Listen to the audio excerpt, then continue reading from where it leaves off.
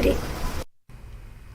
नवरात्रों को लेकर तैयारियों को अंतिम रूप धर्मनगरी कटरा सहित माता वैष्णो देवी जी के भवन में दिया जा रहा है। विदेशी फूलों की सजावट के साथ साथ साफ सफाई के कामकाज के ऊपर खासा ध्यान दिया जा रहा है। धर्मनगरी कटरा में सुरक्षा बलों की तैनाती भी बढ़ा दी गई है। श्री माता वैष्णो देवी श्राइन बोर्ड प्रशासन हर सुविधा प्रदान करने की कोशिश में है। खासतौर पर नवरात्रों में श्रद्धालुओं को किसी भी प्रकार की कोई असुविधा ना हो, उसके ऊपर खासा ध्यान दिया जा रहा है।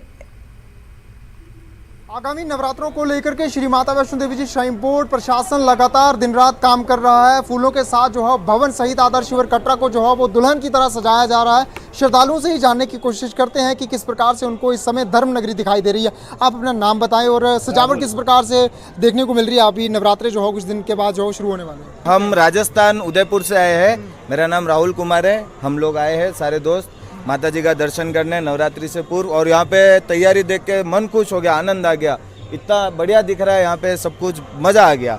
वैष्णो देवी माता की जय। माता रानी का बहुत प्यारा दरबार है यहाँ का, और मैं काफ़ी सालों से यहाँ आ रहा हूँ और बहुत अच्छा माता रानी का अच्छा दरबार है। भवन के ऊपर अच्छे से सजावट साज और सजावट का काम चल रहा है। बहुत सी मूर्तियाँ व फूलों से सजाया जा रहा है और लाइट वगैरह भी लगाई जा रही हैं। देखिए, मैं honourable chairman Shri Mata Vaishno Devi shrine board ordinary lieutenant governor साहब की तरफ से भी और बोर्ड की तरफ से सभी श्रद्धालुओं का बहुत बहुत स्वागत करता हूं आने वाले नवरात्रि में कि वो माता के दर्शनों के लिए ज़रूर आएँ।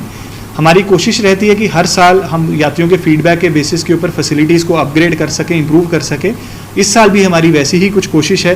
शारदीय नवरात्रों को लेकर के तैयारियां लगातार की जा रही हैं और इसी बीच रंगारंग कार्यक्रमों की प्रस्तुति भी जो है वो 9 दिन लगातार की जाएगी। और श्री माता वैष्णो देवी जी श्राइन बोर्ड, जम्मू कश्मीर पर्यटन विभाग और स्थानीय प्रशासन जो है वो सहयोग इसमें करेगा। 9 दिन कटरा में जो है वो लाखों की तादाद में श्रद्धालु आने की जो संभावना है वो बनी हुई है। और सुरक्षा को लेकर के जम्मू कश्मीर पुलिस और सीआरपीएफ के जवान जो है वो लगातार डटे हुए हैं। किसी भी श्रद्धालु को किसी भी प्रकार की परेशानी ना आए, इसी सब के ऊपर जो है वो दिन रात काम किया जा रहा है। न्यूज़ 18 नेटवर्क के लिए करणदीप सिंह, कटरा। सुनने और बोलने से